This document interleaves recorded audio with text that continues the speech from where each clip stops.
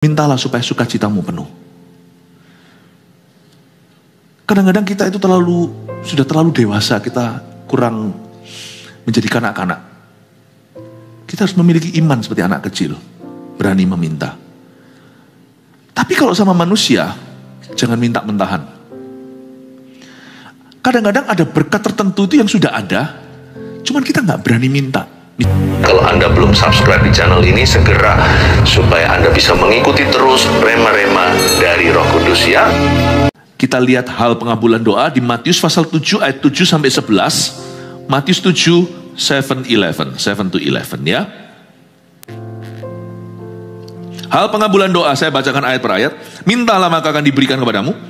Carilah maka kamu akan mendapat. Ketoklah maka pintu akan dibukakan bagimu. Karena setiap orang yang meminta menerima, dan setiap orang yang mencari mendapat, dan setiap orang yang mengetok baginya pintu dibukakan.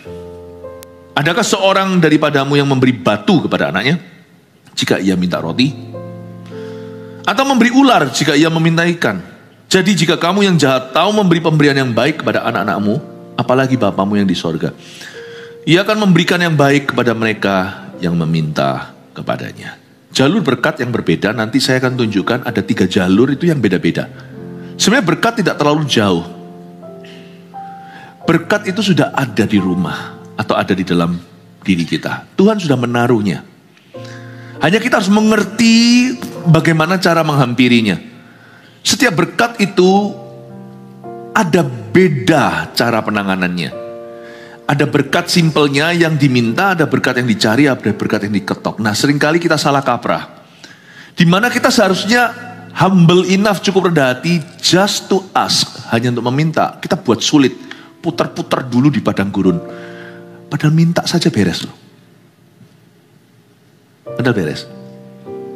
Ada orang itu yang seperti tali kusut emosinya. Padahal sesimpel itu kalau dia mau humble, kalau dia mau rendah hati, kalau dia mau buang gengsi, bisa loh. Ada berkat yang harus dicari. Anda meminta sampai lidah bibirnya cacat, percuma. Karena sudah ada, tinggal Anda minta hikmat untuk menemukannya. Discovery is the key. Kuncinya adalah menemukan itu. Karena dikatakan di sini setiap orang yang mencari pasti mendapat. Tapi ada berkat yang gak bisa sekali minta. Dicari saja sekali-kali lalu menyerah juga gak akan terima. Ada berkat yang memang harus bayar harga. Ada berkat yang harus diketok dulu baru dibuka.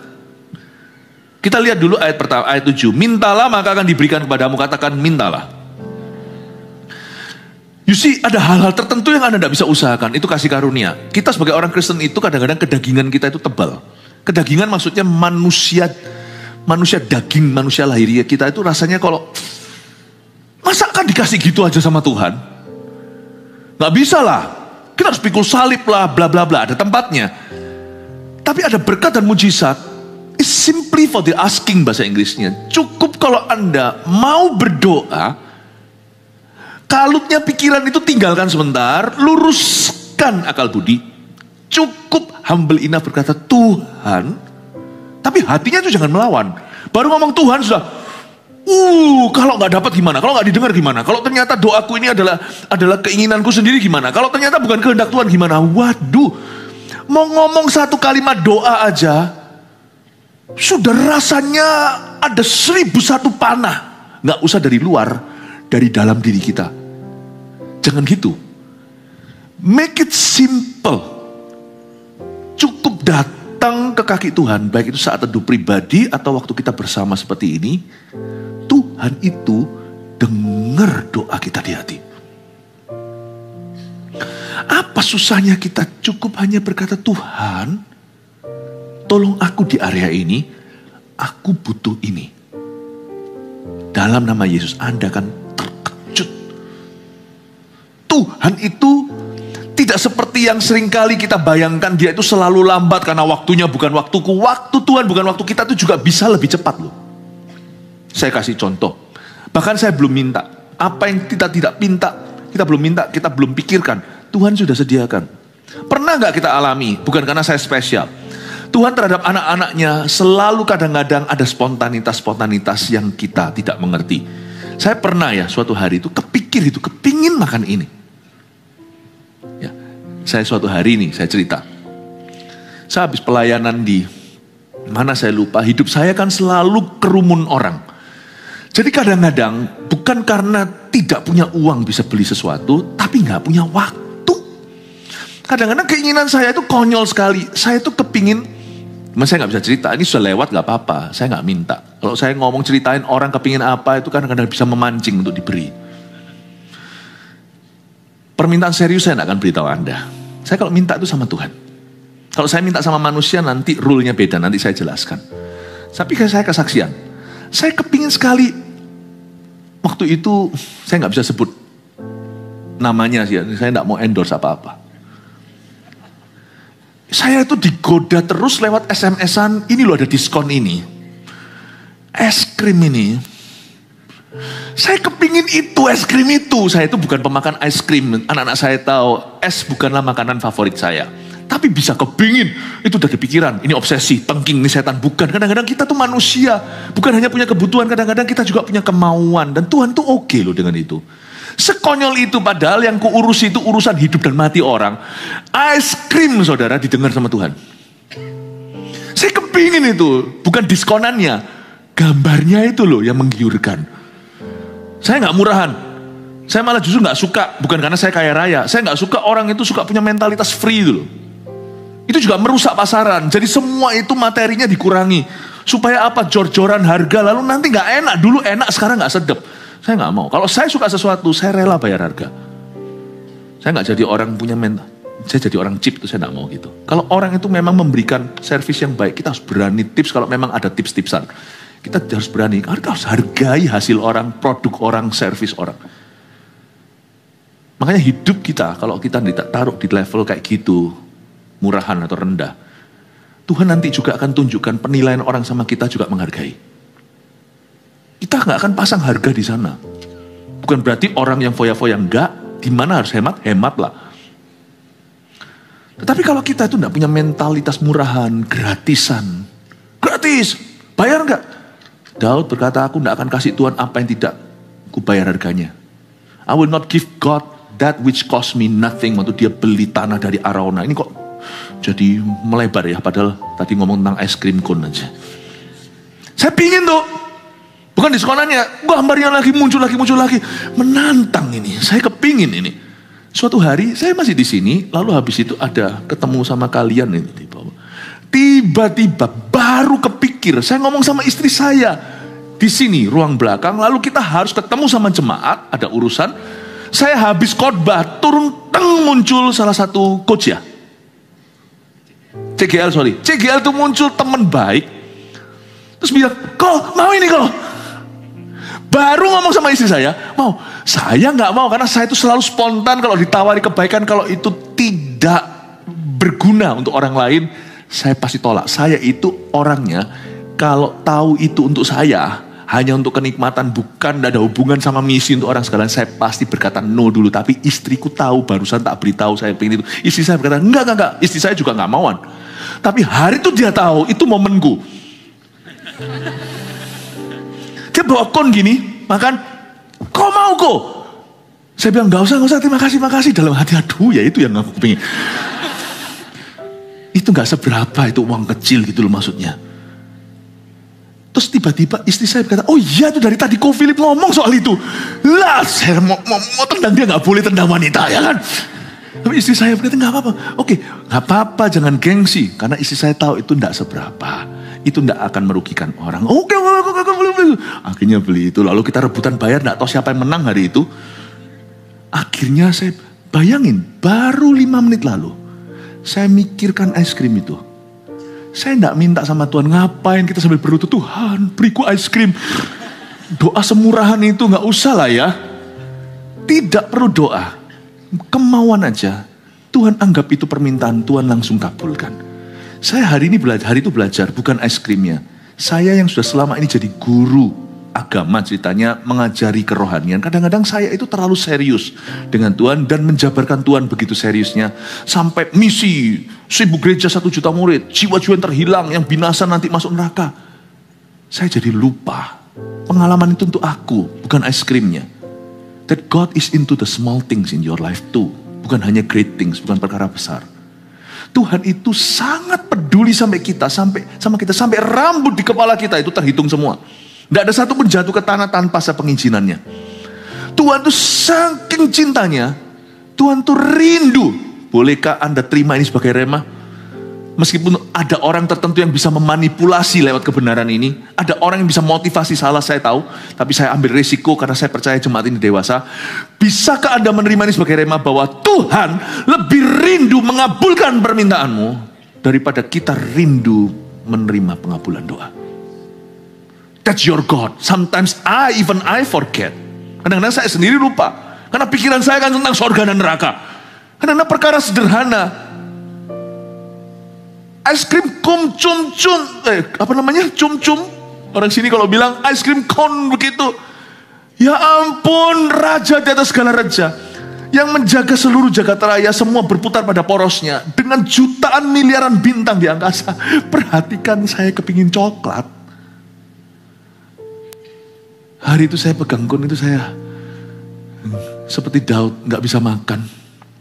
Seperti saya mau persembahkan untuk Tuhan, tapi kalau saya persembahkan ya eman. Ya, aku persembahkan ke sini dulu. Saya ingin cerita dari kesaksian ini, that your God is good and generous. Tahun 2025, jangan merasa Tuhan itu jual mahal. Kalau bisa lama, kenapa dibuat cepat? Kalau bisa susah, kenapa buat mudah? Tuhanmu tidak birokrasi.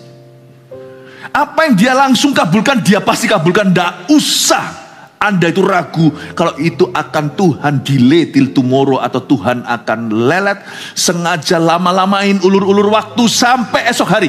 Tuhanmu tidak gitu, jangan salah paham.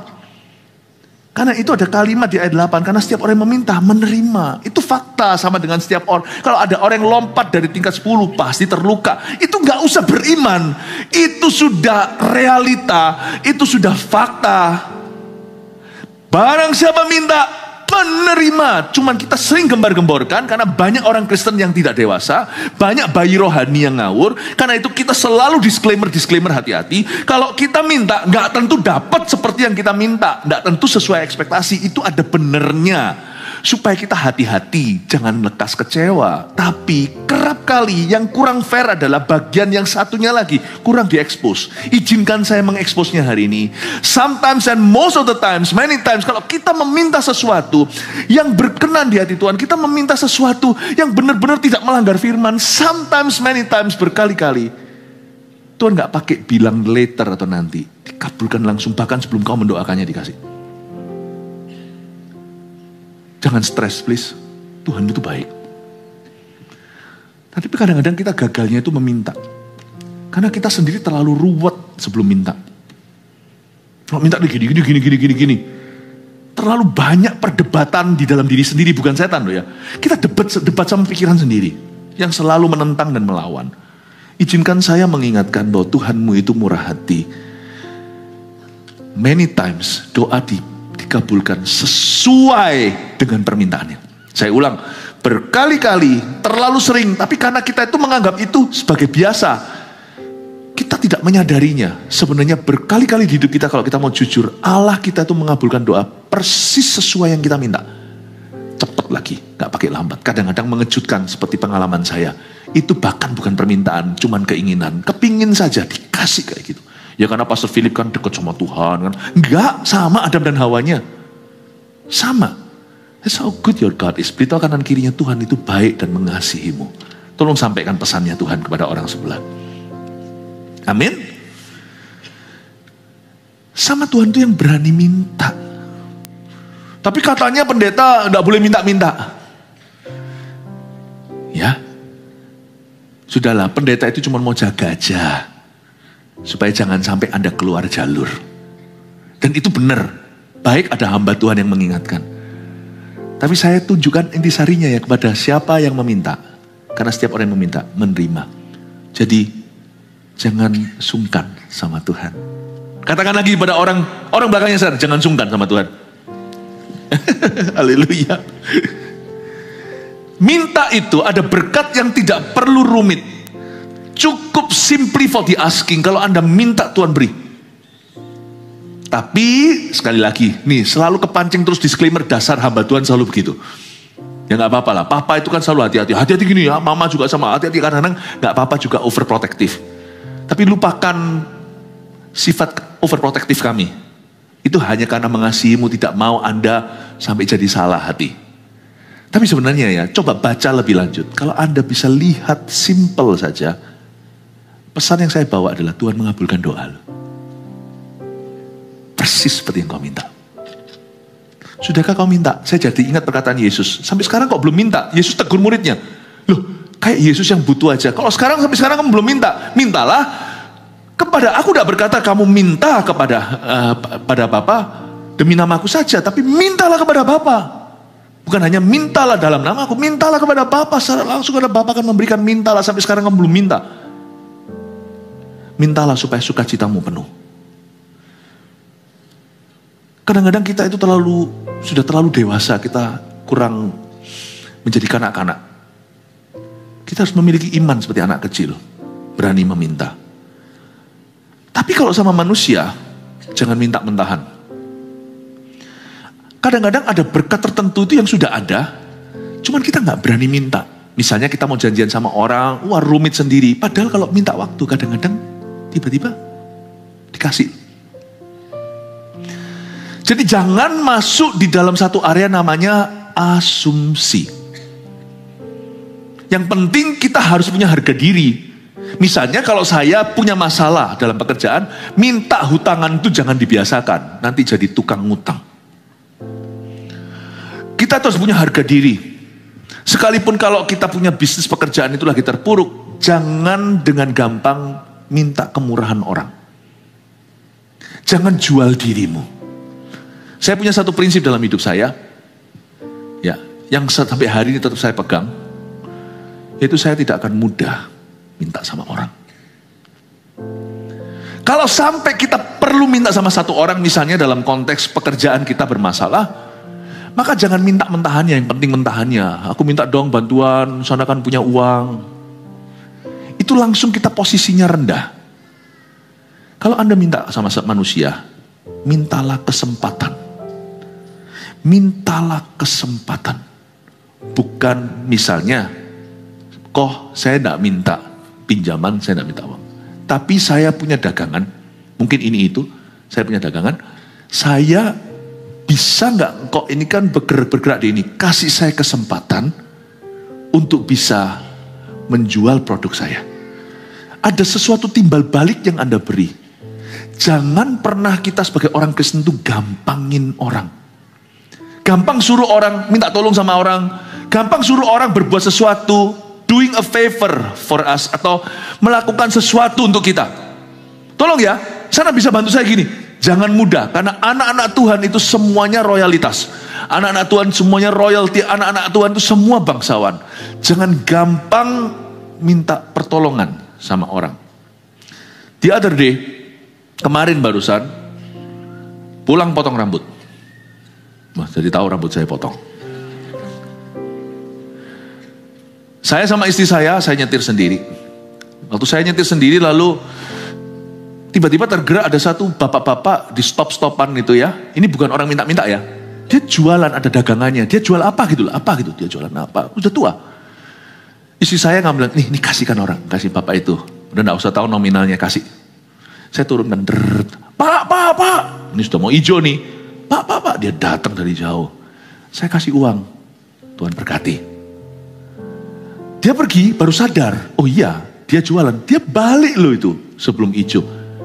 Dia seperti ketok saya, kayak ketok ini, kaca. Seperti itu dan berkata, loh gak mau ini tah? Saya bangga.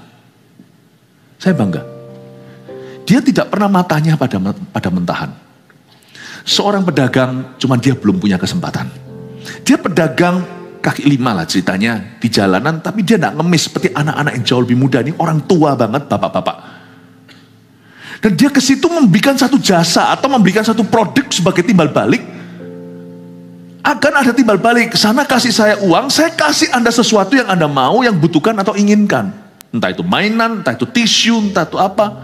Saya tidak tahu apakah legal ya di jalanan gitu. Tapi saya nggak tahu, saya nggak peduli, saya nggak usah mikir terlalu jauh. Saya kasih orang itu uang karena istri saya langsung sodorkan uang itu, kasih. Oke, kasih.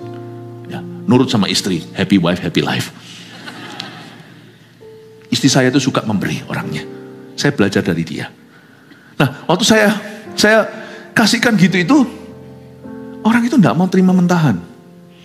Sehingga saya paksa karena lampu udah hijau. Udah Pak, Ustaz, terima kasih. Oh iya, terima kasih. Apa, saya jalan. Saya syukur pada Tuhan.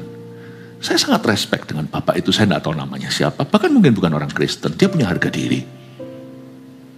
Kalau kita minta sama manusia, beda sama minta sama Allah. Karena di hadapan Tuhan, kita tuh hancur hati. Di hadapan manusia, kita itu witness atau kita tuh saksi Kristus. Jaga wibawa. Jangan gampang suruh orang lakukan sesuatu untuk kita. Jangan gampang. Sesuatu harus ada sesuatu yang Anda kembalikan. Apa kayak sesuatu? Kalau kita memang minta bantuan, mintalah dalam bentuk kesempatan, sesuatu yang merupakan talentamu, persembahkan, kasih aku kesempatan, aku tidak mau Anda merugi, saya tidak mau Anda bantu saya sia-sia, aku harus tunjukkan gratitude atau rasa syukurku, aku harus tetap bisa memikirkan, what's plus for you, apa nilai lebihnya untuk Anda. Orang seperti itu jalur berkat, pahami. Ada suatu kali kita mengadakan suatu acara amal. Saya nggak perlu cerita yang mana. Waktu amal itu kan saya juga datang diantaranya. Pelayanan kami itu kan diverse ya, luas, bukan hanya di gedung gereja. Cuman kita itu tidak semua bisa diliput pelayanan. Kalau diliput, dibilang pencitraan nanti. Pelayanan kami itu dari Sabang sampai Merauke bukan geografi. Dari tangga masyarakat yang paling sini sampai paling atas itu kami kena semua. Kami dikasih Tuhan kemampuan untuk bicara ke orang hulu ke hilir di dalam anak tangga in society. Suatu hari waktu saya layani gini, semuanya itu dikasih for free. Saya masih ingat. Tapi setiap kali jalan, saya selalu disentil sama 10, 20, 30, 40, 50 orang. Semua sentil begitu. Yang kami butuhkan itu sebenarnya kan mentahannya.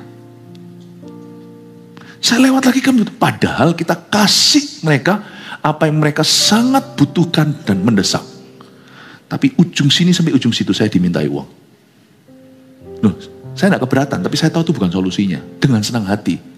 Tapi puji Tuhan, apa yang kita bantu dan dukung, semuanya itu masuk ke kas yang jelas.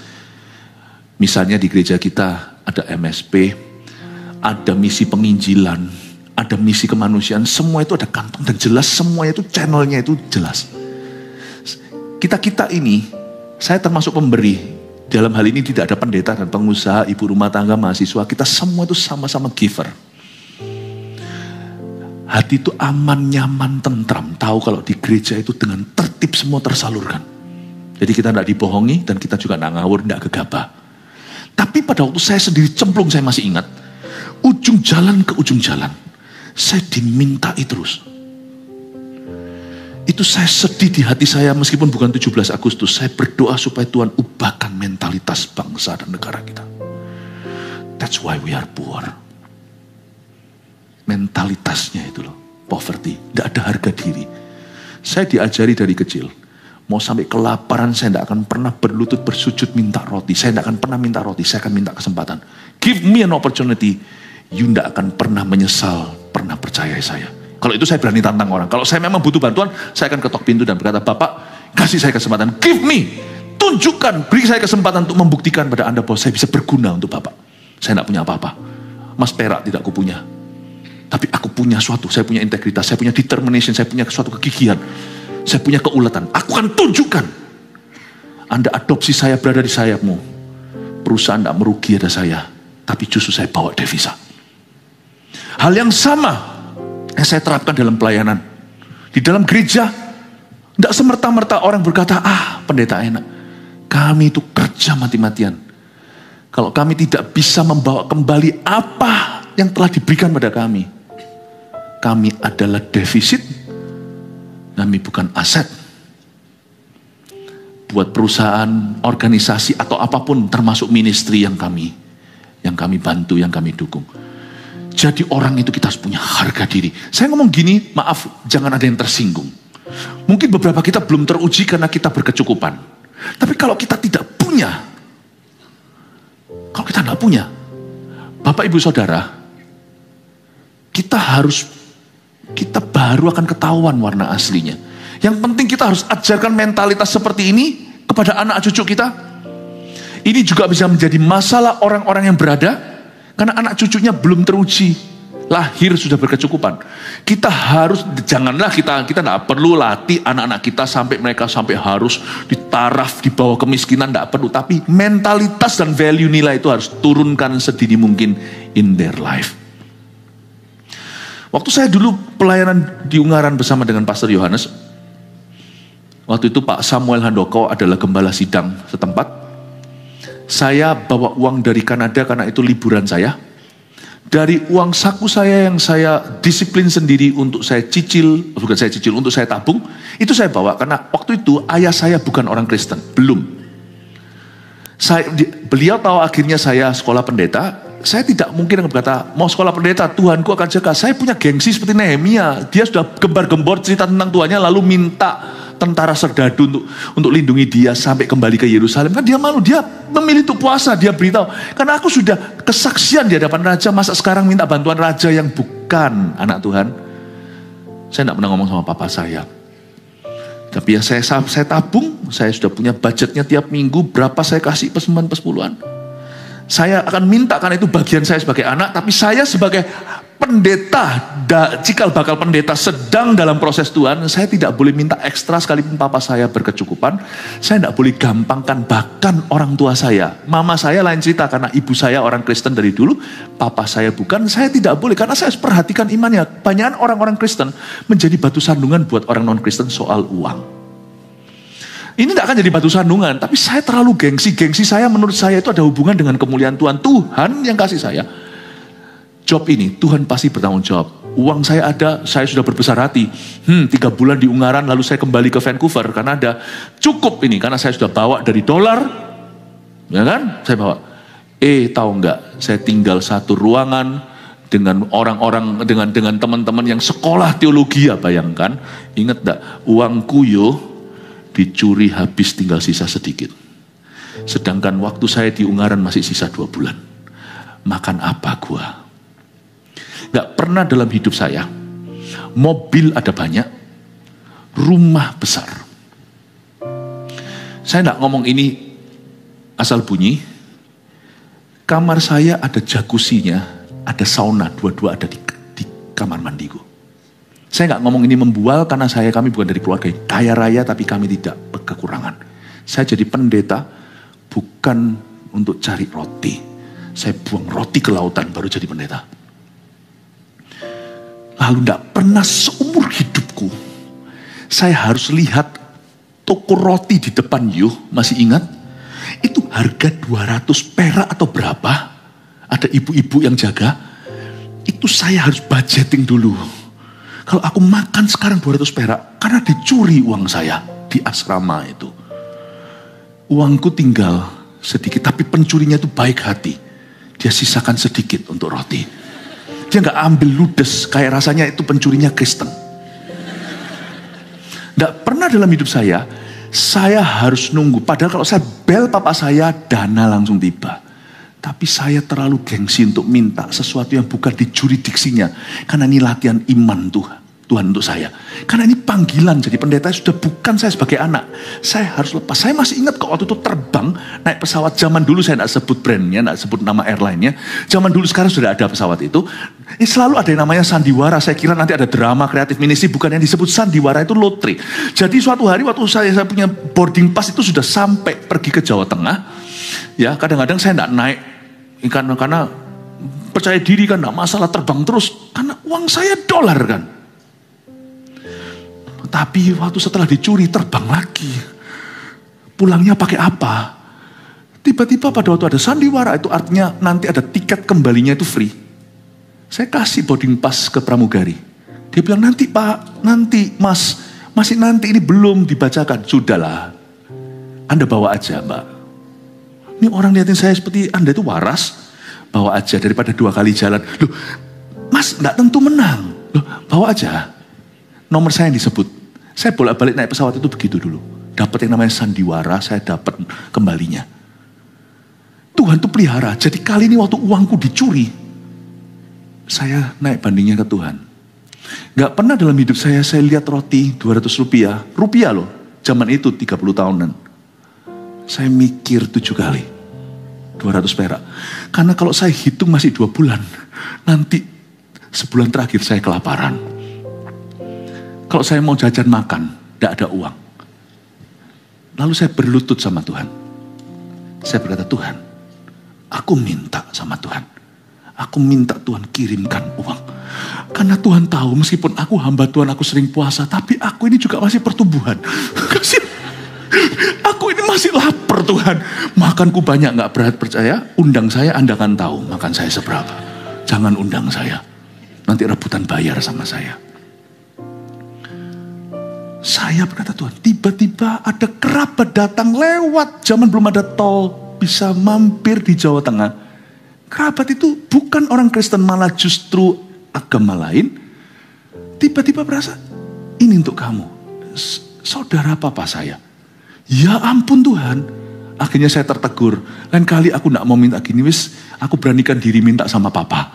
Daripada nanti om yang datang, toh sama saja. You know, God must teach me humble. Kadang-kadang kita itu terlalu gengsi. Tuhan ajari saya. Tapi waktu saya doa, keesokan hari beliau datang. Uang saya cuma sisa puluhan ribu rupiah, masih ada 3 bulan. Anda tidak pernah dengar yang gini kan? Anda kira saya pelayanan langsung begini kan? Anda tidak tahu tren-trenan saya. Ayat ini sekarang jadi pengajaran, dulu jadi pegangan saya. Kalau enggak gitu, saya lapar, makan saya banyak, besok makan apa? Saya ingin Anda untuk mengerti sesuatu bahwa minta itu adalah jalur komunikasi dengan Tuhan. It's okay, you know. Tapi puji Tuhan, Tuhan itu baik sekali. Saya seharusnya enggak mau cerita ini, jadi Anda tahu banyak nih. Tapi enggak apa-apa ya, jaga rahasia saya ya. Mintalah maka akan diberikan kepadamu. Carilah maka kamu akan mendapat. Ketoklah maka pintu akan dibukakan bagimu. Coba lihat sekarang kata carilah. Coba katakan carilah. Ada berkat yang tidak perlu Anda minta. Sudah ada di sana. Jadi tadi pagi saya sampaikan tentang 5 roti 2 ikan. 5 roti 2 ikan itu mereka bawa pulang 12 bakul penuh. Berarti ada roti yang tercecer sana sini. Pada waktu Yesus memberi instruksi, tolong kumpulkan roti. Mungkin ya nggak ditulis di Alkitab secara detail. Saya bisa bayangkan beberapa muridnya udah kenyang. Orang kenyang kan malas gerak. Semua orang udah makan, 5.000 orang makan sudah pergi. Cecer sana, cecer sini. Tapi karena Tuhan itu menunjukkan satu sifat. Orang yang bisa menghargai perkara kecil bisa melakukan perkara besar. Bagi murid-muridnya mungkin, ngapain sih Tuhan pakai tapau segala? Buat apa? Pakai tapau segala. Tuhan suruh mereka, guru beri instruksi, kumpulkan roti. Nah, bayangkan satu bukit luas, roti 12 bakul kelihatannya banyak. Tapi kalau itu di ribuan meter persegi arealnya, roti itu dibagi-bagi cecer sana sini, kelihatan dikit. Tuhan ajari mereka satu prinsip. Kamu jangan remehkan sesuatu yang dari titik kejauhan itu nampaknya tidak banyak. Tapi kalau kamu sengaja kumpulkan, nanti pulang kamu bawa ke mertuamu, hai Petrus. Kamu bawa nanti ke keluargamu, hai Yakobus. Kamu bawa pulang, hai Bartolomeus. Tidak perlu aku buat mujizat lagi. Tidak semua itu penyediaan Tuhan itu by miracle. Ada berkat yang tidak kau pungut. Ada berkat yang sudah ada, tapi nampak kecil. Tapi kalau Anda mau teliti dan telateni, kalau Anda mau sungguh-sungguh jeli dan kumpulkan, duduk bersama dan cari, Anda akan menemukan 12 bakul ternyata masih ada. Harta karun, harta terpendam kadang-kadang sudah ada di rumah kita. Cuman kita remehkan, apa sih itu artinya? Elisa mau membuat minyak mengalir dari buli-buli. Dia bilang sama janda itu, ada apa di rumahmu? Tidak ada sesuatu. Aku hanya punya satu gentong, yaitu. Dia berkata, kalau kamu bisa melihat gentong itu sebagai berkat, kamu cari dulu di rumahmu. Dari situ permulaan minyak pertama mengalir. Bapak, ibu, saudara, ada berkat yang tidak usah kita minta. Kadang-kadang kita minta mujizat, miracle, padahal Tuhan ngomong begini, coba noleh ke rumahmu, atau lihat ke sekelilingmu. Sudah ada, mungkin ketika 5.000 orang makan, siapa tahu rasul-rasul belum kenyang, misalnya. Atau mereka masih mikirkan hari itu Petrus kan tidak bisa jadi nelayan, karena dia harus pelayanan. Siapa yang bawa pulang ke rumah, zaman belum ada kulkas, pasti mereka harus bawa roti yang fresh, grass. Petrus minimal yang punya mertua, berarti punya istri. Dia tidak bisa pulang bawa roti. Mungkin di dalam hatinya, Tuhan, aku minta. Waktu dia berkata, mungkin ya siapa tahu, ini saya spekulasi, ini imajinasi. Mungkin aja dia berkata, Tuhan, boleh nggak Tuhan buat miracle lagi, kasih 1 roti, beberapa roti lah aku bungkusin bawa pulang untuk mertua yang tua. Tuhan bilang, oh nggak usah, kali ini aku nggak mau buat mujizat. Petrus kecewa, enggak, bukan. Kamu lihat, apa Tuhan, itu kamu pungut, itu kamu pungut, itu kamu pungut. Itu sama orang ditaruh di sapu tangannya, itu taruh di ini, itu kamu pungut. Tuhan, itu sedikit, hanyalah remah-remah roti. Enggak, Tuhan bilang, coba kamu lihat yang saya lihat. Ya Tuhan, kamu pungut satu-satu, coba nanti kamu lapor ke saya, sisa berapa. Datang 12 bakul penuh. Kita kan selalu merasa kurang. Tidak bisa. Ada berkat yang Tuhan tidak akan berikan lagi. Tidak akan Tuhan membuat mujizat lagi. Ada berkat yang sudah kececeran di hidup Anda kumpulkan. Bukan tentang money melulu, tidak tentu tentang duit atau uang saja. Tetapi akan ada berkat yang Tuhan yang sudah taruh di hidupmu. Tapi selama ini tidak pernah kau anggap menjadi sesuatu di dalam hidup Anda. Mungkin pekerjaan lagi susah, misalnya seseorang baru di PHK. Tapi kalau Anda mau jeli melihat, mungkin ada talenta tertentu, ada orang bisa masak, ada orang bisa ini itu. Nanti akan muncul industri baru. Ternyata kita minta berkat yang besar, Tuhan sudah sediakan recehan yang kita anggap remeh. Tapi waktu kita kumpulkan, jadi sesuatu yang menghidupi. Berarti tidak ada kata game over dalam Tuhan. Hari itu murid-murid tidak mengalami mujizat lagi. Ada berkat yang datang by miracle. Ada berkat yang datang ada berkat yang datang karena mujizat, ada berkat yang datang karena kita jeli melihat. Kadang-kadang kita juga di CG kan masa yang sama. Berkat itu tidak tentu materi. Aduh, nggak ada pemimpin. Tuhan waktu melihat Gideon pertama kali juga bukan pemimpin, dia itu bersembunyi di belakang tempat pengirikan anggur, injek-injek gandum segala, mengirik gandum. Lalu habis itu malaikat keluar dan berkata, kau pahlawan gagah perkasa. Dalam hati, gagah perkasa apa yang aku lari dari Midian? Tapi kalau dia belajar melihat yang Tuhan lihat, dia akan melihat bahwa dia akan mengalahkan tentara musuh dengan 300 tentara saja. Kadang-kadang kita nggak bisa melihat. CG kita lihat, mana ada. Tuhan ada berkati aku, kasih aku pemimpin, kan kita maunya gini. Langsung Tuhan utus sesuatu yang seperti Pastor Yohanes. Yang satu sesuatu yang langsung seperti Pastor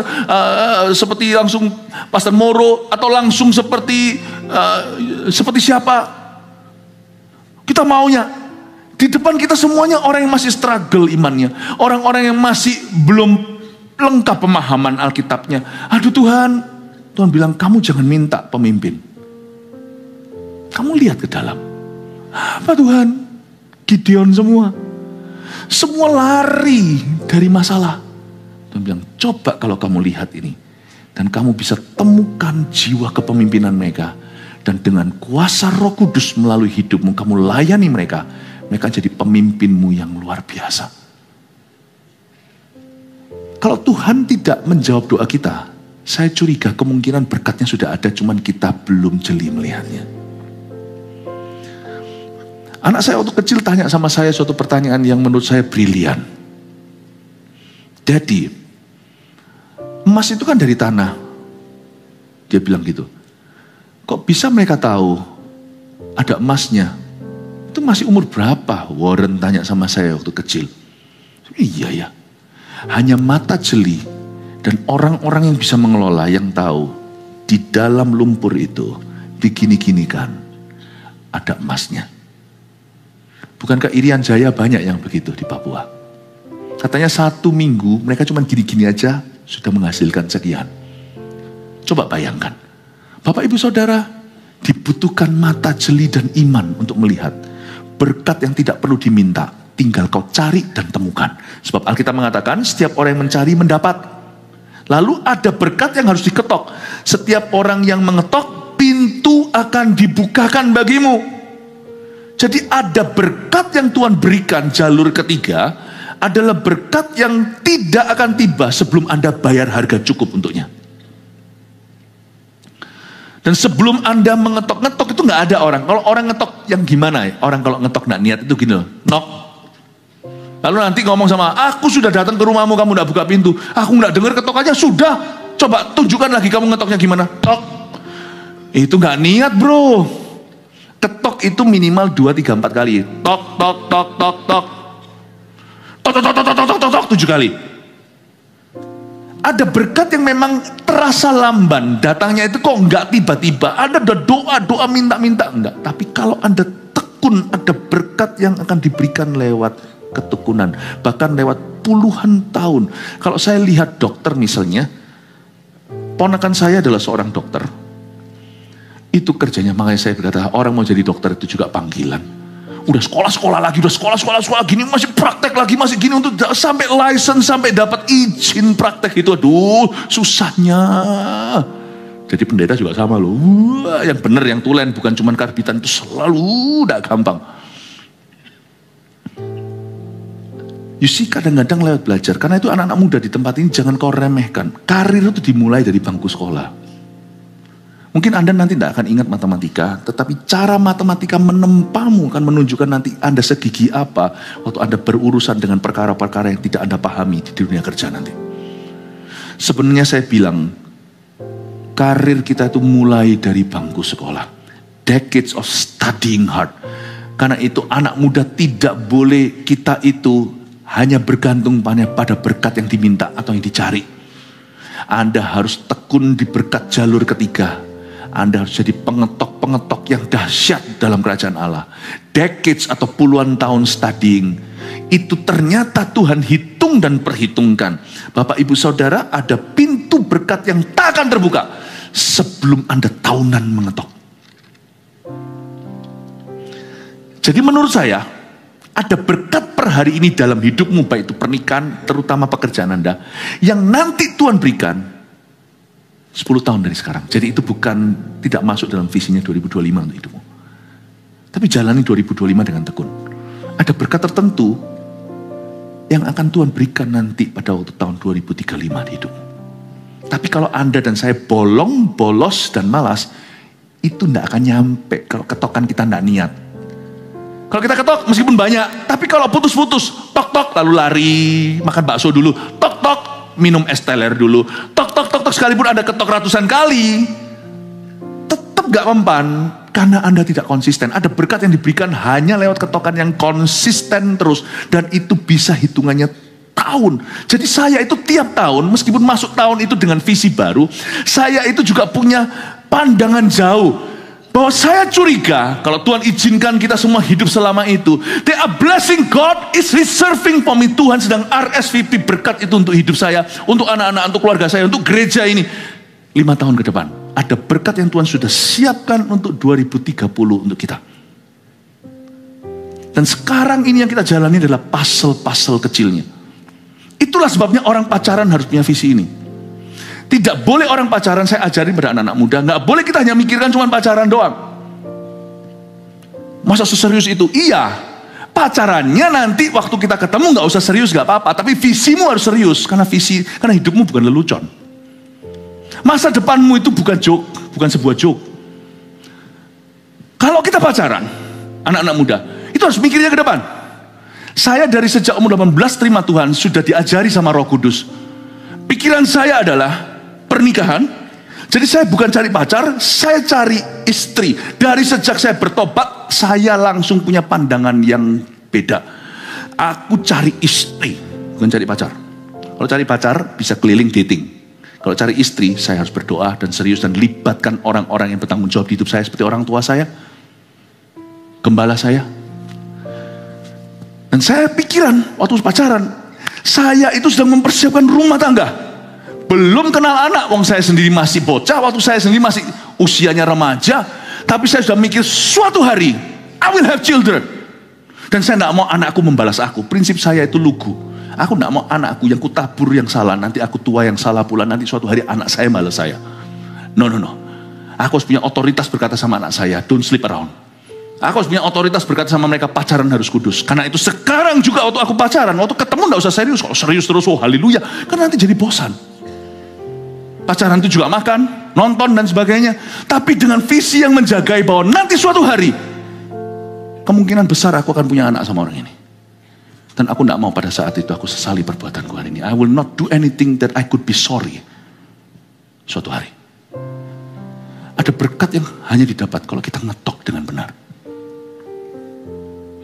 Ada berkat yang harus punya pikiran jauh. Ada berkat-berkat itu jangan selalu semua itu short term atau jangka pendek. Amin? Oke, sedikit lagi. Lalu saya selesai. Ayat 9 aja, lalu saya selesai. Adakah seorang daripadamu yang memberi batu kepada anaknya jika ia meminta roti? Di sini ada hikmat di balik setiap kata tidak dari Bapa. Kalau Anda tahu ada yang namanya blessing in disguise atau yang namanya berkat terselubung, juga ada kutuk terselubung. Kalau semua doa kita dijawab ya sama Tuhan, kita bisa celaka loh. Saya hari ini kalau review kembali, makanya itu jangan lupa doamu sendiri. Jadi orang itu tidak boleh latah, tidak boleh pelintan. Jadi orang itu tidak boleh asal-asalan sama Tuhan. Tuhan itu akan melihat rekod kita, apakah kita itu asal-asalan berdoa atau sungguhan. Misalnya asal-asalan berdoa gimana? Siapa di antara kita termasuk saya? Kalau doa makan lah bisa ditoleransi lah. Kita sudah doa makan lalu habis itu doa lagi, siapa ayo? Gak pernah ya, mungkin saya aja. Saya kadang-kadang gitu loh. Udah doa lagi. Loh tadi kan sudah doa. Pernah gitu nggak? Ada nggak? Atau cuma saya yang orang aneh? Oke, ada ya. Kalau doa makan is oke sih. Tapi kalau doa untuk kehidupannya jangan begitu. Saya belajar saya hari ini ingat hampir semua doa saya. Hampir semua. Satu hal yang saya tidak akan lupakan adalah komunikasi saya dengan Tuhan. Kalau Anda mau lupa ini itu, monggo silakan. Lupa movie, lupa apa, nggak apa-apa. Tapi doamu sendiri jangan kau lupakan. Karena itu menunjukkan keseriusanmu. Lain kali Anda berdoa ada kredibilitas, ada kepercayaan dari Tuhan. Kalau enggak, Tuhan percaya pun Anda enggak percaya diri. Lain kali doa, aku ya gini. No. Salah satu the worst respect you could lose, atau suatu respect yang Anda bisa hilang, yang terburuk bisa terjadi adalah Anda bisa hilang respect terhadap diri sendiri. Saya enggak pernah akan disrespect kerohanian saya. Karena saya tahu hidupku bergantung dari itu. Listen to me. Saya ingat semua doa saya. Nah hari ini kalau saya review, untung loh. Ada sebagian doa saya itu dijawab tidak sama Tuhan. Sekarang saya ngerti. Sekarang saya ngerti. Karena dulu saya kira kalau Tuhan jawab ya, saya dapat roti. Tapi Tuhan yang maha tahu, dia mengetahui. Kalau sampai dia jawab yes hari itu, yang kukira roti, kuterima kalajengking. Untung Tuhan tidak jawab kepada seseorang yang minta jodoh orang itu.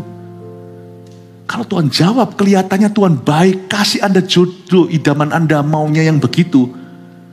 Justru dikasih batu, ujungnya Anda kecentok sama batu itu bisa cerai sama orang itu. Untung tidak semua yang kita mau Tuhan berikan, karena Tuhan tahu itu buruk untuk kita. Hari ini kalau saya lihat jalan hidup saya menoleh ke belakang dan review. Penting untuk review. Masa review bagi saya paling kaya itu nanti Anda bisa lakukan tahun ini, yaitu di penghujung tahun. Anda review.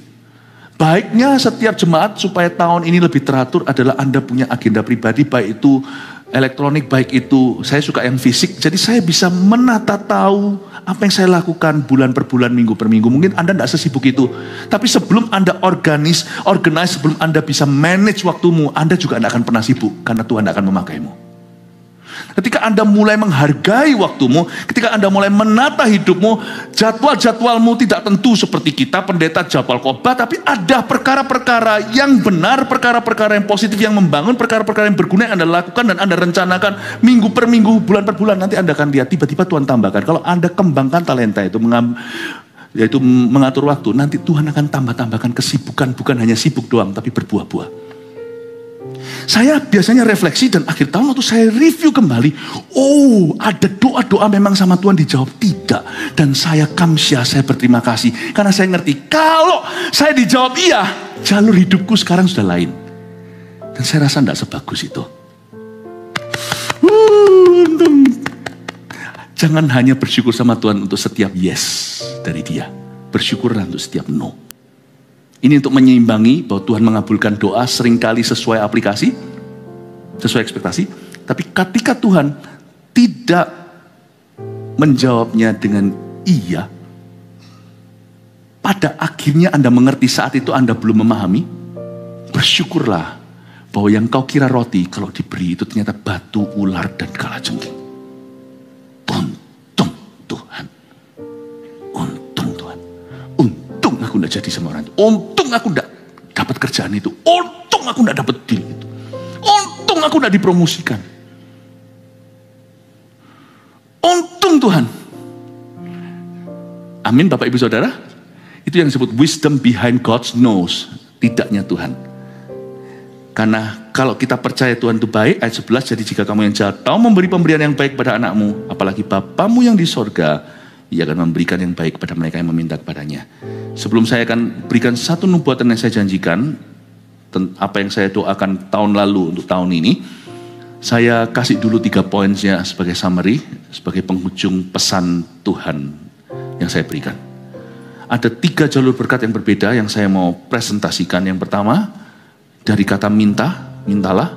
1, ada berkat yang harus diminta dulu, baru diberikan pada kita. Tapi saya tadi jabarkan dan saya elaborasi. Minta sama Tuhan itu beda minta sama manusia. Minta sama Tuhan itu bisa apa adanya, sama manusia kita jangan lupa status kita. Kita harus punya wibawa.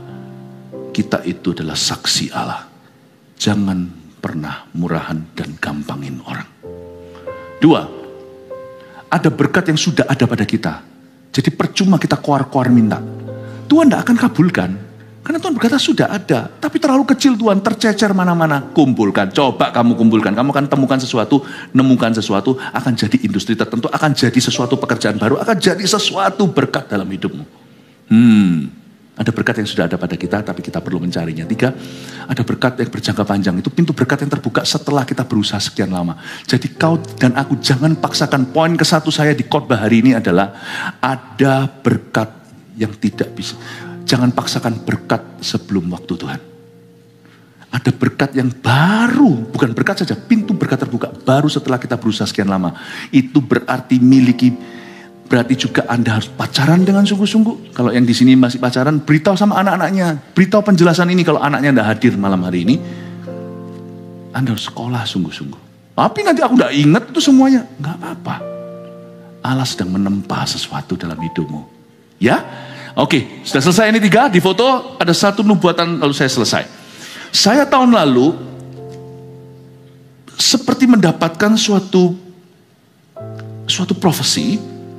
Saya buka ya 1 ayat aja lalu mari. Yaitu di Yesaya pasal 58, tidak ada perencanaan, jadi tolong multimedia bisa keluarkan kalau bisa keburu, buka. Yesaya 58 ayat yang ke-12. Ada berkat yang Indonesia belum lihat. Ada berkat yang orang-orang Kristen harus persiapkan. Ini berkat seperti di Mesir, Yusuf itu, waktu zaman Firaun dapat mimpi, sudah dapat hint atau dapat bocoran dari Tuhan. Yaitu ada sapi, lembu yang wagyu, yang gemuk-gemuk. 7 tahun pertama, 7 tahun berikutnya kurus, kering kerontang. Lalu yang gemuk, dimakan yang kurus tetap kurus, nggak gemuk-gemuk. Itu masa paceklik. Nah, ada berkat yang tidak diberikan dalam waktu dekat. Tapi kalau kita itu hebat, kalau kita bisa mendengar suara Tuhan, kita akan mempersiapkan diri. Atau kalau bagi kita rasa kita sudah terlalu tua, itu mungkin generasi di bawah kita, yaitu anak cucu kita persiapkan, dan termasuk anak rohani juga bisa. Karena berkat itu selalu bermata 2, selalu ada berkat jasmani, selalu akan hadir juga berkat rohaninya. Tapi saya ingin rindu untuk Anda itu punya visi untuk sekolah anak-anakmu dan cucu-cucu Anda. Kalau Anda adalah grandpa-nya, mungkin Anda yang perlu pengaruhi. Enggak, untuk anak cucu Anda harus peduli. Ada berkat bagi Indonesia yang akan tiba nanti, tapi berkat itu dalam bentuk kesempatan dalam kesempitan, itu terselubung dalam kegagalan. Engkau akan membangun, saya dapat ayat ini melompat, cuman tahun lalu, tanggal 31 saya tidak sempat sebagikan. Mengapa? Karena keburu countdown. Makanya itu tahun ini saya minta waktu saya diperpanjang untuk saya impartasi. Jadi tapi tadi di ibadah sebelum ini tiba-tiba Roh Kudus membuat itu mencuat. engkau akan membangun reruntuhan yang sudah berabad-abad. Perhatikan ya, pikir company. Ini akan ada reruntuhan yang berabad-abad di Indonesia. Tidak semua company dan kita tidak doakan. Tapi akan ada banyak yang gulung tikar. Bertahun-tahun kemudian, not now. Dan akan memperbaiki dasar yang diletakkan oleh banyak keturunan. Tidak mengganti fondasi, tapi memperbaiki. Diletakkan oleh banyak keturunan. SDM bermasalah. Bukan karena bisnisnya problema. Engkau akan disebutkan yang memperbaiki tembok yang tembus. Terus, yang membetulkan jalan supaya tempat itu dapat dihuni. Suruh anak Anda sekolah tinggi-tinggi. Tidak harus ke luar negeri. Seperti yang saya katakan tadi, pilih jurusan dulu, miliki visi. Serius dengan hidup ini, silakan guyonan nanti sehari-hari, tetapi visi, hidupmu, tujuan hidupmu, jangan bercanda. Tuhan sudah mau datang. Sekolah yang baik, tinggi-tinggi. Kalau di sini ada papa mama yang pas-pasan, minta berkat, minta sama Tuhan, kasih beasiswa Tuhan, kasih bantuan, Tuhan itu dengarkan. Alright? Dan kalau di sini ada keluarga yang mungkin sama sekali semakin emas perak tidak punya, orang kan jalan sendiri dalam nama Tuhan. Anda jangan kaget, tapi Anda harus kasih mentalitas kerajaan Allah bagi putra-putrimu tercinta. Nanti gak perlu cari-cari pekerjaan. Orang yang pintar seperti Yusuf, 7 lembu, wagyu 7 lembu, kelihatan paru-paru, doreminya di tangan Yusuf bisa menjadi kesempatan luar biasa. Bapak ibu saudara, kemudian hari, uji dulu, saya juga gak tahu pasti, tetapi saya terima ini waktu saya tidak memikirkan apa-apa.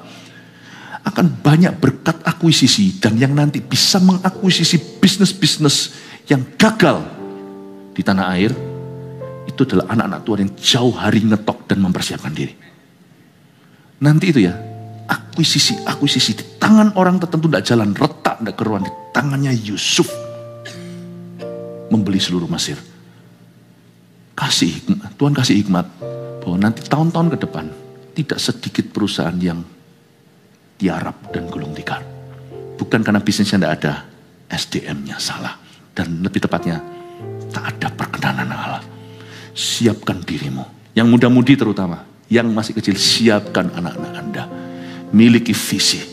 Karena saya menerima satu jelas sekali, nanti Tuhan akan berikan yang namanya berkat akuisisi, take over, dan berhasil, take over jadi. Nggak usah cari, nggak usah antri. Itu akan menawarkan diri ke pintumu. Kalau Anda smart enough, punya otak Salomo, tapi hati Daud. Saya rasa itu bukan zaman saya. Saya nggak punya kemampuannya di sini. Nggak nyampe saya. Tapi anak-anak sekarang punya. Tapi kalau mereka sudah kena obat bius, ngegim terus, habislah. Kalau papa mamanya memang mau buang anaknya dengan cara silahkan sana, mau buang-buang waktu dengan ini, semua matanya itu seperti sudah orang bengong, kecanduan itu dan ini, matilah generasi. Bonus demografi percuma di Indonesia kalau semua SDM-nya kayak begitu. Anak-anak Tuhan harus jadi garam. Saya nubuatkan 5 tahun, 7 tahun ke depan nanti, Anda akan mulai melihat, Anda akan dengar nama-nama yang belum pernah terdengar secara nasional. Anak-anak Tuhan dibangkitkan, yang bisa memutarbalikkan, yang tembok yang hancur, fondasi yang runtuh sama dia bisa dibangun kembali jadi bagus, lebih bagus daripada sebelumnya. Karena Tuhan berkenan dan karena dia mempersiapkan diri. Mau ketok dari sekarang, masih SD. Jangan tunggu nanti ketika terlambat. Kita doa ya, ada berkat-berkat yang saya nubuatkan jauh hari itu akan terjadi. Mari kita doakan supaya anak-anak kita dipakai oleh Tuhan. Kasih tepuk tangan untuk Tuhan. Mari kita 1 Petrus 4 ayat 7. Kesudahan segala sesuatu sudah dekat. Karena itu, kuasailah dirimu dan jadilah tenang, supaya kamu dapat berdoa. Saudara yang terkasih, terima kasih telah mendengarkan firman Tuhan hari ini. Jangan lupa untuk dukung terus channel ini dengan cara subscribe, like, share, dan juga komen. Agar saudara kita yang lain juga boleh terberkati. Tuhan Yesus memberkati kita.